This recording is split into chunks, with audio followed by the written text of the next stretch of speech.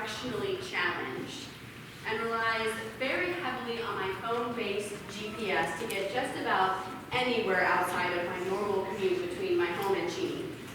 A recent article in Outside Magazine had me rethinking my trust in technology to help me find my way in the world.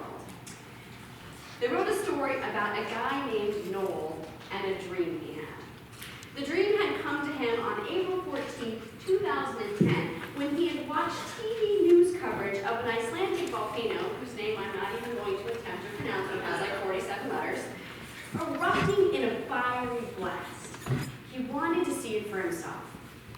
It took the worst week ever, 5 years later, for him to follow his dream to see the volcano in person.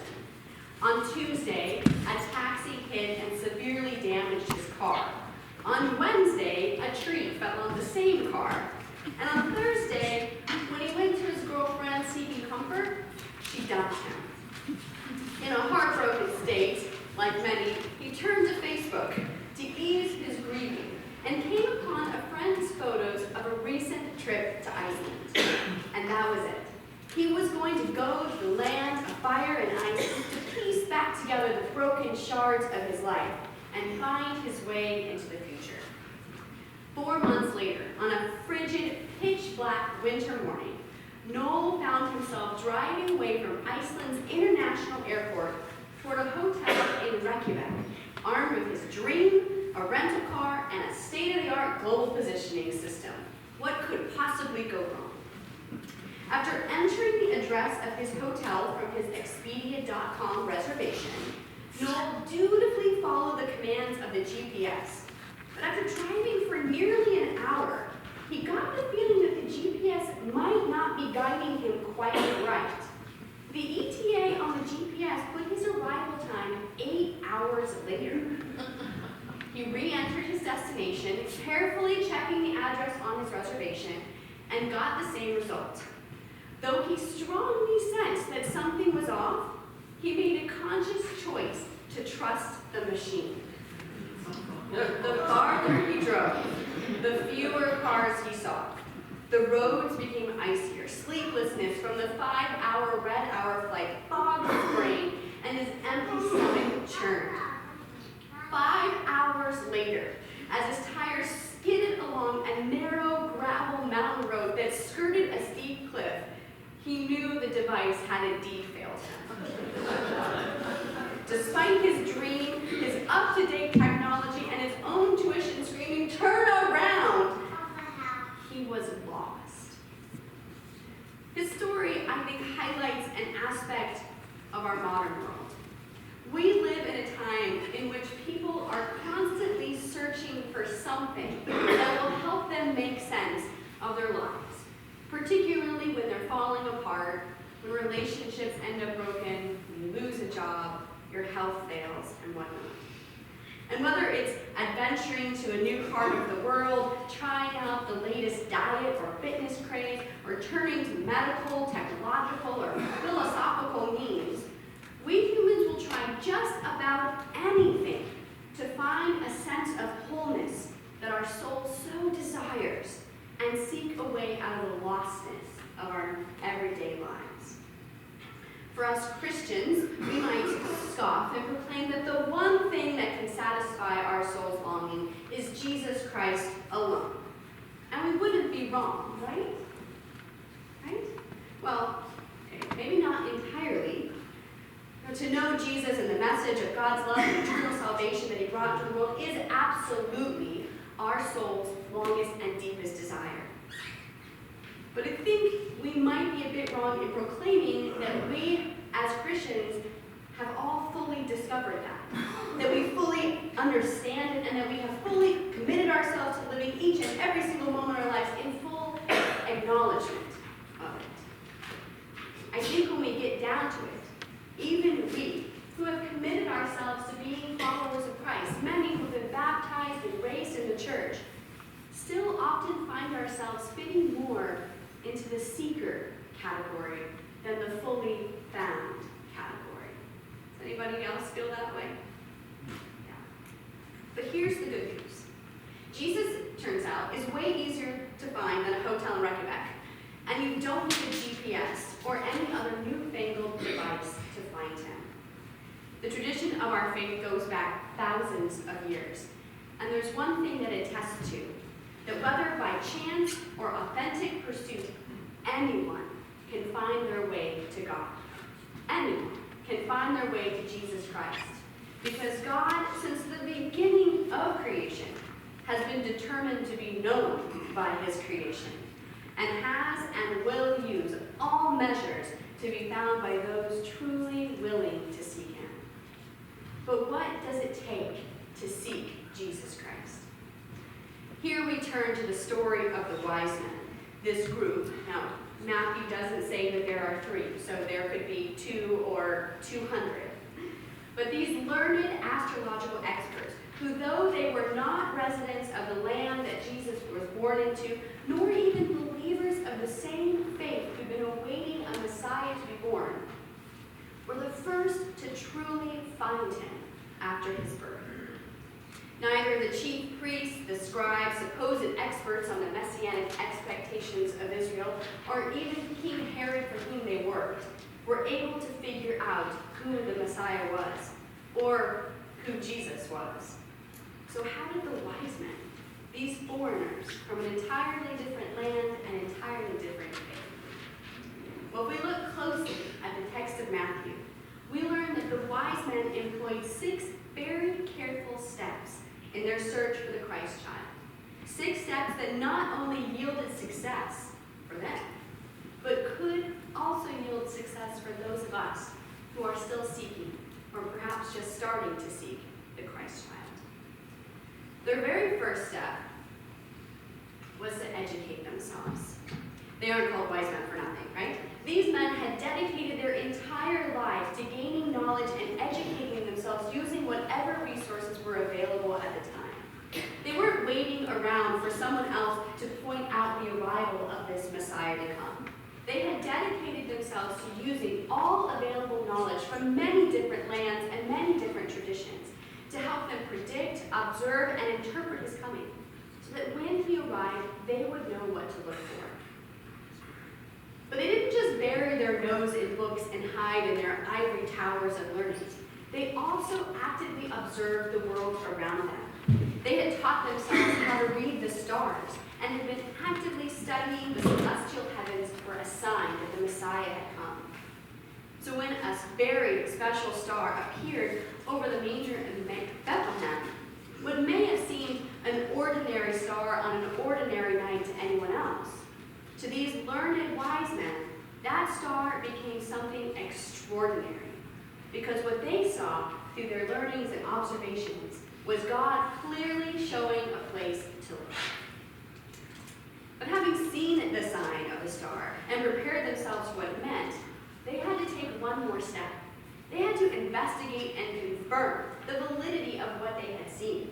Confirm that their studies and their observations that they had arrived at weren't tainted by their own bias or blind spots, their own desires that the star be the one that they were looking for, and blindly going forward to see it. To know for sure that the star signaled the arrival of the Messiah, they had to go, literally, and investigate. And so they organized a caravan, starting a very long journey to test their theory that that star indeed, the one they had been trained to see and observe, was the one that signaled the Messiah. Now, it's said that there's 2 types of people in the world. Those who ask for directions and those who don't. I will not ask you to call yourselves out. But the wise men just so happen to fall into the first category, which might tell you something about asking for directions.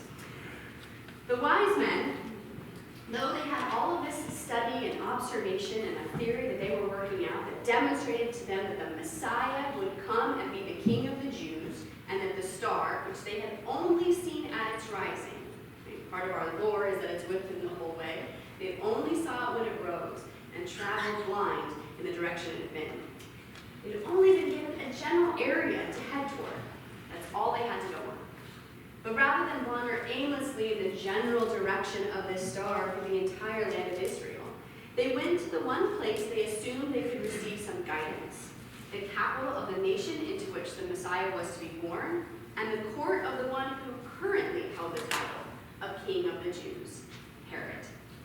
Though Matthew does go on to demonstrate that Herod was a terribly violent leader and to be avoided at all costs, in his court, the wise men found the guidance they needed. Upon being asked regarding the birthplace of the Messiah, the chief priests and scribes, experts on the scriptures, referred them to the prophet Micah, who in chapter 5, verse 2, puts the birth of the Messiah in Bethlehem. With this new piece of information obtained from other experts, albeit ones who are blinded by their own desires to see what the wise men saw and did not get past number 3, they now headed forth and once again gained sight of the star which now rested over the exact place to find the one they were seeking. And as we talked about in our children's moment this morning, as Sydney shared, the very first thing they did when they got there was pay homage and express gratitude. All their study, all their observations, the long journey across the desert, the guidance of soon-to-be enemies, all of it together made possible the moment when they found themselves at the foot of the child that would be God's anointed king, the very one they had been searching for, and who now was right where God said he would be. Before even offering their gifts, the wise men fall to their knees and pay homage to Christ, serving as the very first to worship him since the angels and the shepherds, and the first to acknowledge him as God's anointed king. This, perhaps of all of the steps, is the most important, for it's in this step of gratitude that the wise men recognize that no matter what doubts or fears or even personal motivations they might have harbored, that Christ was truly in their midst, and that God had been with them through every step of the journey, helping them to find the child, even if they hadn't been able to see it. Overwhelming joy and an impulse to demonstrate gratitude were sure signs that the Christ child they had been seeking had indeed been found. And then, after going through all of these steps, the wise men then repeat them. Yes, they have found what they have looked for. Yes, they're at the end of this long journey, or maybe halfway, they're going to head home. But they don't just check it off their list and say, well, we're done learning about this. Let's go home. No, their experience had taught them to trust and remain open to what could be learned, both from the scriptures and from the world around them and from other people on the journey. To stay open to further epiphanies of what God was doing in their midst. Had they not, they might not have received or even understood the dream God sent them to warn them to return by a different road, because Herod had very evil intentions toward them. If it hadn't been for all these years of study, all these years of observation and preparation, the Jesus that they found in Bethlehem would have just seemed like some sort of economically challenged toddler dwelling in very modest surroundings, being raised by a couple of teenage parents. But all of these pieces together had helped them not only to know what to look for, but to know when they got there that it was exactly what they had been seeking. A small child sent to be humble, to be human, to be heaven sent, sent to share God's love with the world and with everyone in his midst. Is that not what we're all looking for? An experience of this heaven-sent God child who brings a message of belovedness and welcome to all? Do we not all long and desire to know that love for real, to feel it, to experience it, to know it in our own lives? Is that not what we truly seek? Like the wise men, seeking Christ can't just be waiting around for someone else to point him out to us. It's something that each and every one of us who desire to find him must actively do every day. That's why seeking Jesus Christ is a part of the mission statement of this church. At Cheney United Baptist Church, we understand the love of God as revealed in Jesus Christ is the one thing that can soothe what our soul longs for. And that the journey to discover that longing, while we are each encouraged to undertake it, are not encouraged to take it alone. We have been brought together as a church and a community to work together to help each other see Christ no matter where we find ourselves on the path. Perhaps you've been on this journey for a while. Maybe you've definitely come to know Christ in your life and even had moments where you know you are sitting at the seat of his manger. But maybe you're at the beginning of your journey. And maybe you're still struggling with some doubts as to whether it's even possible to experience him. Wherever you find yourself, in this church family, in this place, you are encouraged to make seeking Christ a daily discipline, just as it was for the wise man who first found him. And so, to that end, the beginning of this new year, I invite all of us to commit ourselves to taking these steps over the next year to seek Christ. Not in a linear fashion, meaning we'll just go through all the steps and be done, but in that crazy, circuitous, roundabout way that the life of faith happens to have, knowing that we're always heading toward the center where Christ is, even when we feel far away. And so I invite us to commit to educating ourselves, reading the Bible, joining a Bible study, starting a new one. Explore commentaries of different devotions. I have some recommendations, so does Pastor Pat and many of our Bible study leaders. Let's take a look at the world around us. Observe how God is at work.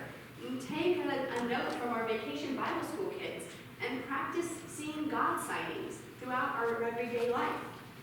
And let's investigate what we're learning. Not just assume because someone put it in a book that it's true or that it's right. Let's ask questions. Let's seek confirmation if what we're learning and what we're starting to process is truly holy and God-given, but not just born out of our own wants and desires or someone else's.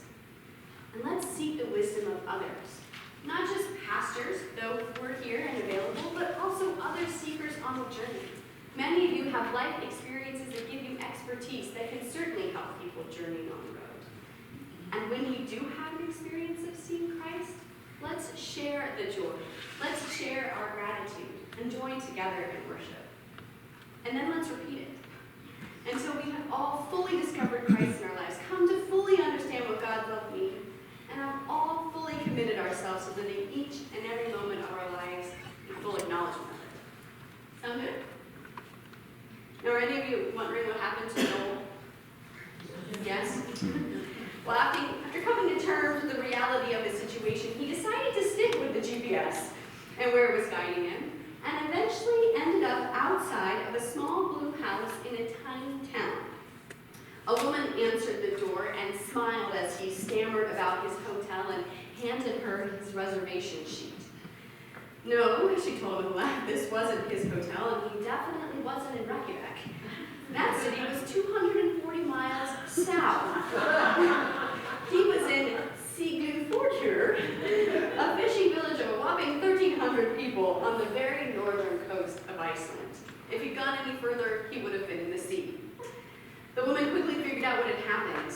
The address on his Expedia.com reservation printout was wrong. The hotel was on Lagavörður Road, but Expedia had accidentally spelled it with an extra R, resulting in his 7-hour detour to the northern parts of Iceland. And I'll teach you to trust Expedia.